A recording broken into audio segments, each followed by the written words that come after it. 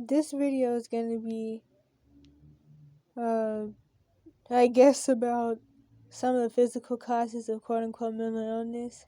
Now, of course, I let it be known that overall the usual mental illness that you'll see is just trauma and the breaking down of the soul from trauma. And then there's also, like, the ones that you can get due to social media, other stuff with modern life, and even the spells and stuff for music, because, like, there's even cases a long time ago in the 80s and 90s where people committed suicide. I don't even know if I could say that on here, because of some rock songs they were listening to, or just music in general. And then the parents tried to sue, and I forgot what happened, but it was something that the record labels did where, like, they couldn't be sued anymore because of stuff like that. But the music these days is just a whole bunch of negative stuff. Even if it's not, like, outwardly negative, it has, like, negative undertones that'll really mess with you, honestly. If you stop listening to music completely, regardless of what type it is, it'll really, like, make you feel better, and you're gonna feel like a lighter and less negative. And then, aside from, like, the whole thing with music and its spells and frequencies, another reason people are commonly depressed is because of all the pressure that the indoctrination school system puts on them. So the pressure to be a light, the pressure to fit in, the pressure to make good grades for a whole bunch of subjects that bash bullcrap in your head that's not true. So there's that. People commonly get depressed over that. And what was another thing? I don't know. I can't remember. So, about to start reading this. By the way, this is from a video that was about NAC, I think, which NAC is a supplement that I probably can't pronounce. But it's N-acetylcysteine or something like that. I don't remember which video, though. Some others to look at are schizophrenia, B3, niacin, vitamin D, folate. There's a lot of background noise, probably. So if you hear anything, just ignore it, because I don't know what's going on. Folate, depression, vitamin D, omega-3, B12, bipolar keto, apathy, B1, anxiety, panic attacks, B1, ADD, ADHD, OCD, B1. Hold up, there's too much stuff going on in the background. I'm just gonna have to wait a couple minutes. Yeah, I don't know if that was hearable or not, but I don't really know what happened. I don't know if somebody OD'd or if it was something else, but yeah, I'm gonna keep going. I think I was at omega-3 and B12, but probably not. Bipolar keto. So I'm guessing they're saying, like, if you have bipolar, do a keto diet. But I mean, I've never met anybody with the bipolar label who actually has a bipolar, which I've mentioned that before in a couple of videos. You've probably never even met somebody that has bipolar. And like I said in plenty of videos, usually what people describe when they claim they're describing bipolar is just a few symptoms of borderline personality disorder, but never symptoms that actually have anything to do with bipolar. And it's usually the emotional flashback symptom of BPD, which is borderline personality disorder, which is like when something happens that gives you an emotional flashback, your mood will go up and down, but it's always for a reason. You may not know the reason, though, but very different from bipolar, which nobody ever seems to really have, and the label just seems to get thrown around like all these other labels. apathy B1, anxiety, panic attacks B1, ADD/ADHD/OCD B1, omega-3, which are fatty acids, zinc, taurine, psychosis B1. A lot of mental health conditions are based on nutritional deficiencies in toxicology. Research orthomolecular medicine. And like I've been saying a lot lately, when mental illness really isn't just caused from trauma, which is usually like trauma and things that go back to gut health, but when it's really not caused by trauma and the whole thing with the fractures in the souls which led in spirits, and plus the brain damage that comes from trauma, and those two things together making quote unquote mental illness, when it's really not that, it's because of the food and things revolving around big pharma, maybe even mold toxicity, which is common in these modern houses. Here's another screenshot, maybe from the same video, but maybe not. But it was another video about NAC. So this was some bullcrap, this comment right here. And they said, some people feel boredom with NAC and SSRIs because having balanced emotions is new to them. They miss the highs and lows as their only reference point is the roller coaster ride. One needs to reframe what it feels like to have normal mood. Normal mood limits going too high or too low for too long. Weird excitement addicts, where balance is more natural. So what some people are saying is that NAC causes anhedonia and melancholy, somewhat similar to how psychotropics cause melancholy and anhedonia, and like these severe emotional issues from the brain damage and turning off neural pathways and creating a chemical imbalance, which psychotropics do. And so this can make you not only just feel like depressed, but psychotropics can make you literally have no emotions. And then the brain damage can make it permanent to where even after getting off the drugs, you have no emotions. But me personally, when I was trying NAC, it was a supplement that's supposed to help with like my gut health, and I didn't get any of those symptoms from it. I even thought that like maybe it could be helpful with repairing the nerve damage and brain damage from the psychotropics, but some people said that it couldn't really work for that, and that if anything, you need to be taking NAC while on the psychotropics, which honestly that sounds like some bullcrap. And of course, when you're in a cash for kids system situation and you're forced on drugs underage and you have no rights, you don't really have like the option to also take something like NAC to try to keep the brain damage from happening, which I doubt would even work. It's like if you take the drugs are going to do what they're going to do. But somebody said that mess to me, and I'm like, how in the world would I even have the option to even do that? And I didn't even know about NAC till recently. But of course, due to the medical trauma I have, I'm like really lenient when it comes to trying supplements. Even the natural stuff, I get scared with that. Because, I mean, part of the reason I even became basically chronically ill by 14 was because of the medical abuse. Of course, other side things, but mostly the medical abuse. So I'm really lenient with this stuff. But I mean, I don't know. I don't really know if there's a way to really know if it was helping for what I was trying it for. Of course, I'd have to take it for a while. But I try to like do cycles, kind of like how with gut cleanse or parasite protocols, you'll do it for a couple of days and then you'll stop and then you'll start again. I don't think I'm supposed to do it like that, to be honest. But this is part of why I just really need to focus on going carnivore, because I have way too much medical trauma, which makes me have trouble with taking any type of meds for a long amount of time, or even just for like a few weeks. And so I start protocols, but then I stop them.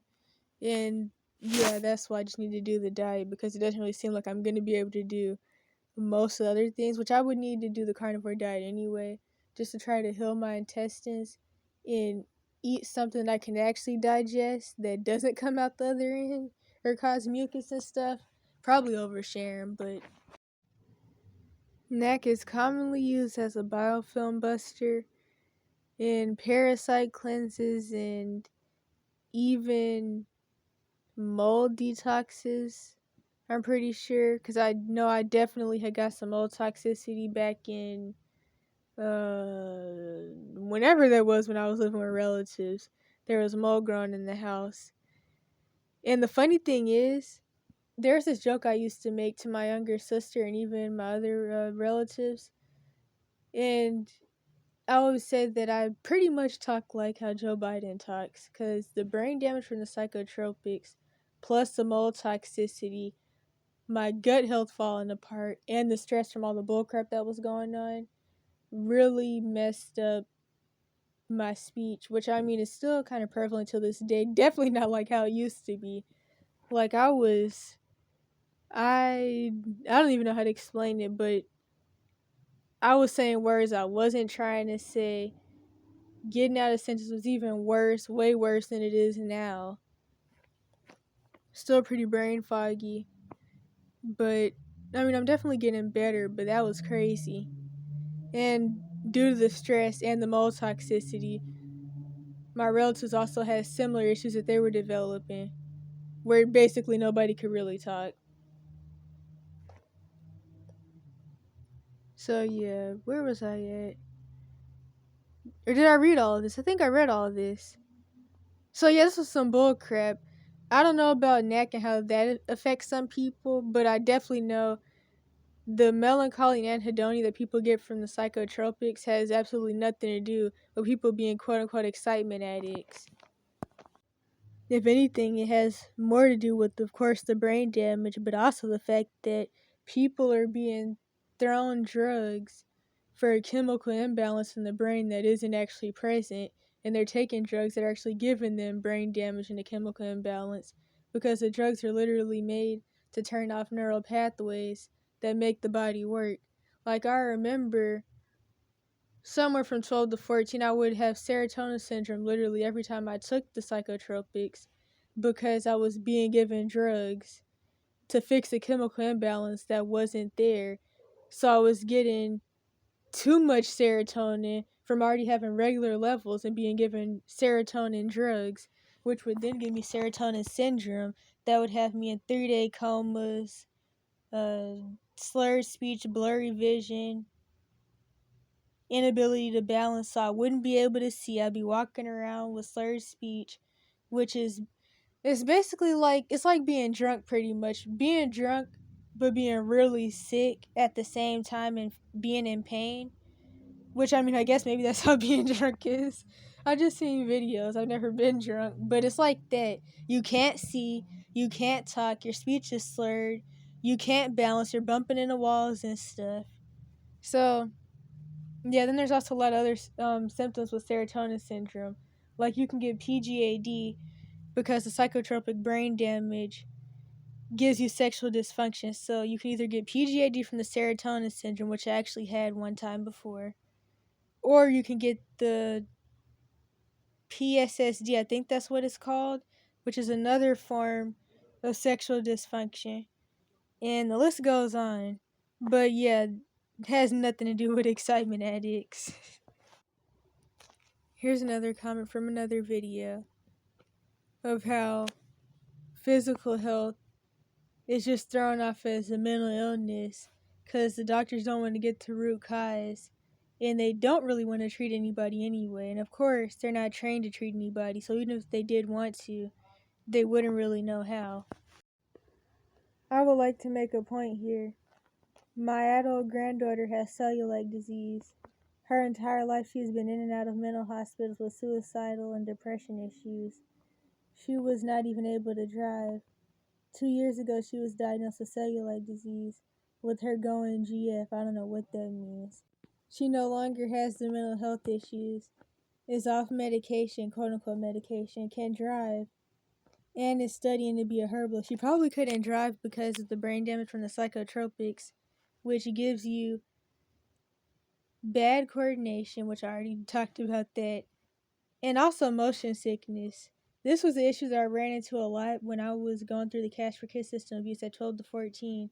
I would have motion sickness, and that was also used against me because then me not being able to ride a bike anymore was used as a more proof that I was quote unquote retarded or whatever. But the thing is, when I was younger, like 6, 7, 8, I was able to ride a bike with no hands. But now, I still can't ride a bike from the psychotropic brain damage and motion sickness mess. I think I was last at end studying to be a herbalist. So, I'm just gonna go to the next part. What a complete change. What an awesome change. So, while gluten affects people physically, it very well can affect the person mentally. Anyone with any type of mental issues should be tested for celiac disease and take the diagnosis extremely seriously. This is from another video too, most likely. After suffering 14 years, I was misdiagnosed with depression, bipolar, autism, and ADHD.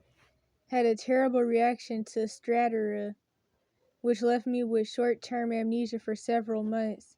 Lost my job, bank took my car and the house.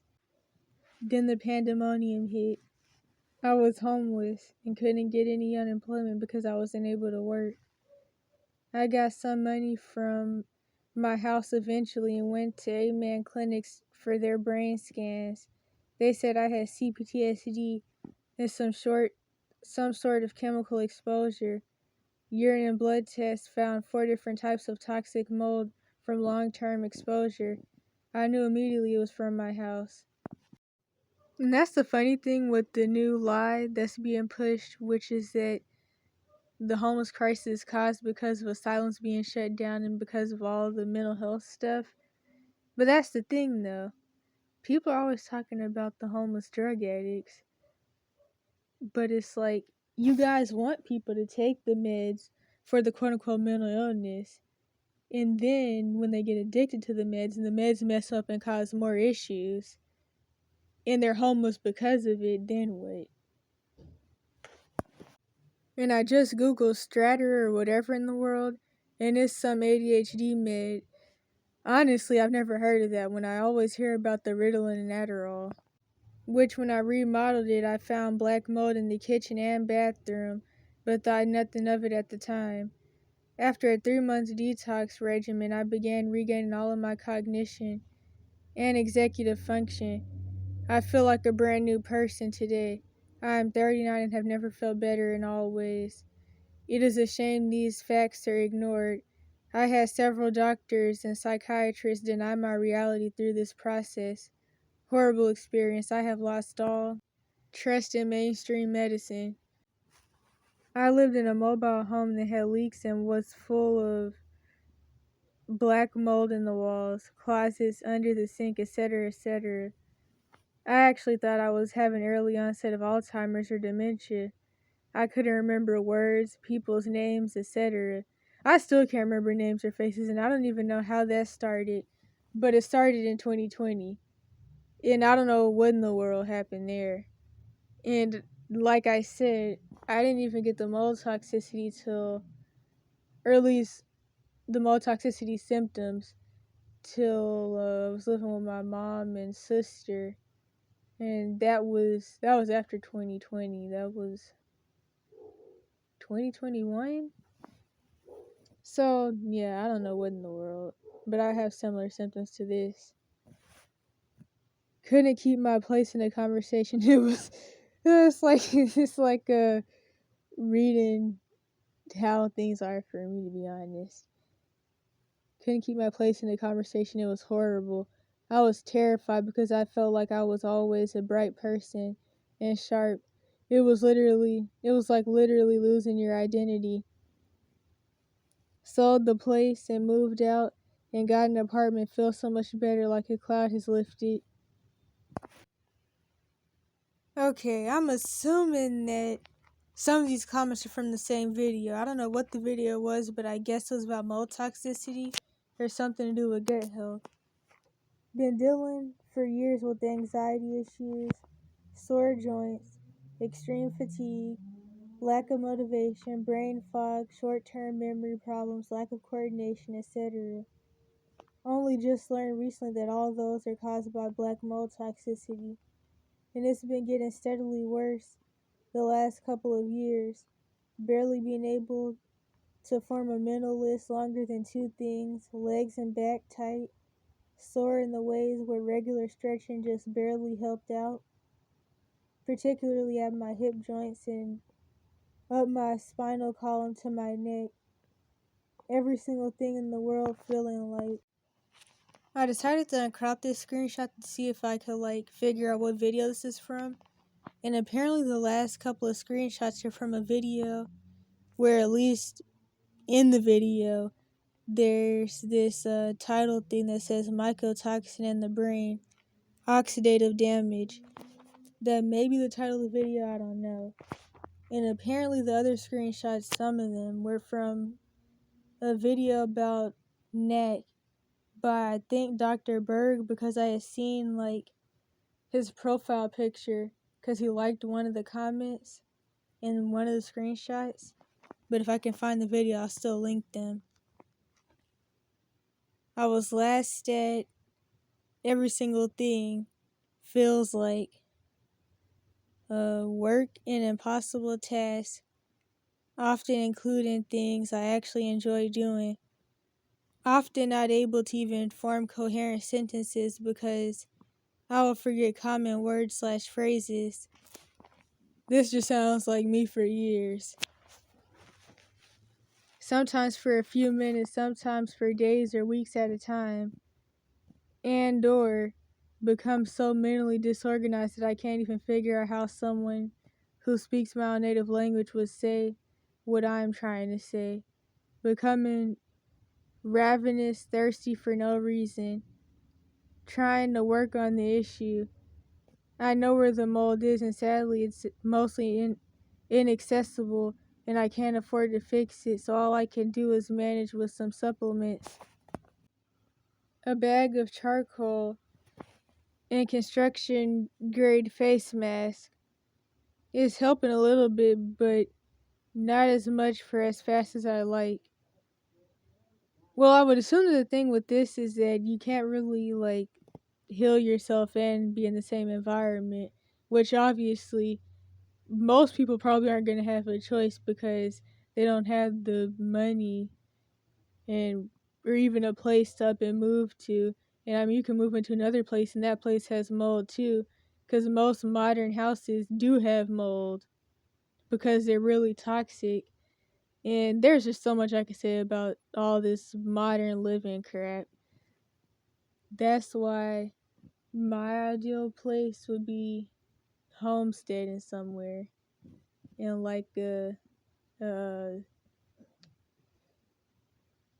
here's the brain damage. See, I don't even know, what was I about to say? Ah, dang. Well, I guess that's the end of the video. So yeah, this video describes me and how I've been sounding on YouTube channels for years on end now.